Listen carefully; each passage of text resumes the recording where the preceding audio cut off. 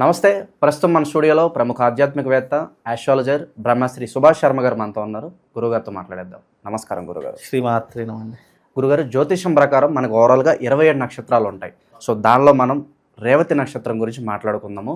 వీళ్ళ గుణగణాలు సాధారణంగా ఎలా ఉంటాయి, వీళ్ళు పుట్టిన దగ్గర నుంచి మరణించే వరకు ఓవరాల్గా వీళ్ళ జీవితం ఎలా ఉంటుంది, ఏ దేవుడిని ఎక్కువగా ఆరాధించుకోవాలి, ఏ రోజు బాగా కలిసి వస్తుంది, పూర్తి వివరాలు మాకు తెలియజేయండి గురుగారు.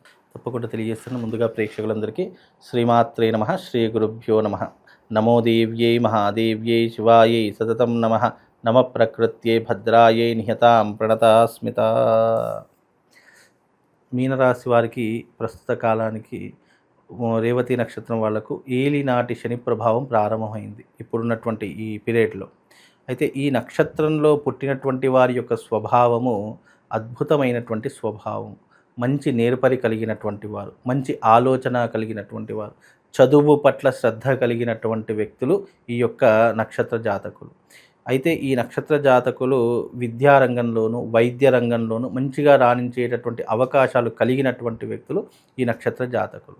అయితే ఈ నక్షత్రంలో పుట్టినటువంటి వారి యొక్క స్వభావము చంచలమైనటువంటి స్వభావం ఉంటుంది. చంచలము అంటే స్థిమితం లేనటువంటి మాట, లేదు అంటే ఆలోచనలు పదే పదే చేంజ్ చేసుకోవడము, ఇలాంటి స్వభావం వెంటనే నమ్మేస్తూ ఉంటారు. ఎవరేది చెప్పినా నమ్మేస్తూ ఉంటారు, ఎవరేది చెప్తే అది చేసేస్తూ ఉంటారు. గుడ్డిగా ఫాలో అయిపోయేటటువంటి వాటిలో ఈ యొక్క నక్షత్ర జాతకులు ఒకరు అని చెప్పుకోవచ్చు.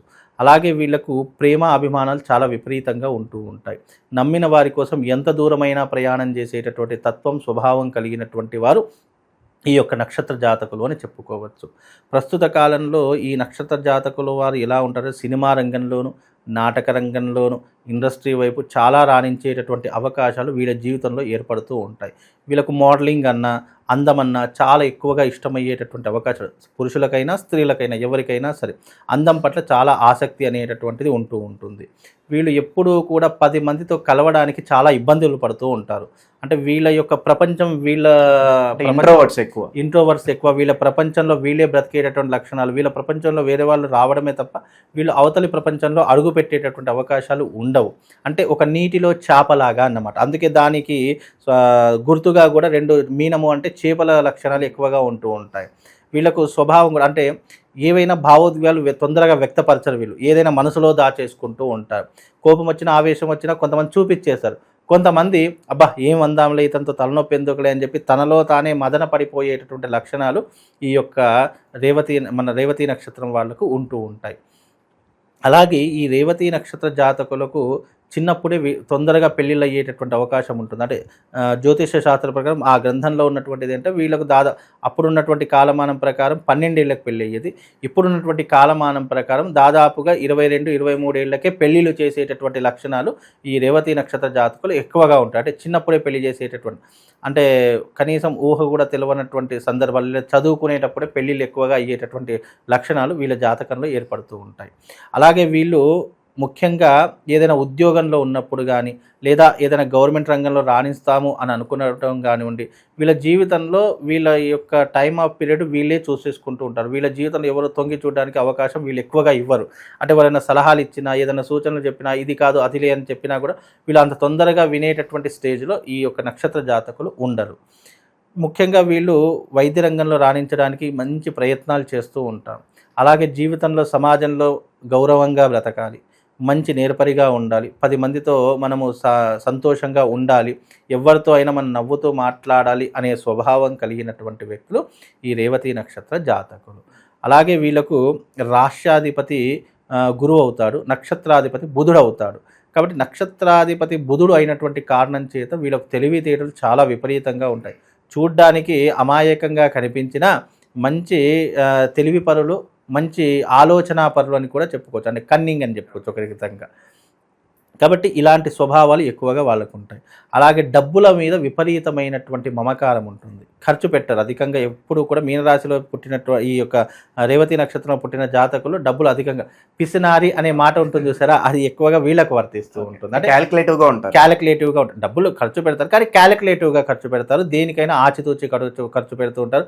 డబ్బు అంటే విపరీతమైన మమకారం ఉంటుంది. వీళ్ళు టీచర్ వృత్తిలో కానివ్వండి, ఉపాధ్యాయుల వృత్తిలో కానివ్వండి, లేదంటే బిజినెస్ రంగంలో రాణించడానికి చాలా ఇష్టపడుతూ ఉంటారు. వీళ్ళకి ఏంటి అని అంటే కనుక 10 మందికి ఆదర్శంగా ఉండాలి అనేటటువంటి స్వభావం కలిగినటువంటి వాటిలో ఈ యొక్క రేవతి నక్షత్ర జాతకులు ఒకరు అని చెప్పుకోవచ్చు.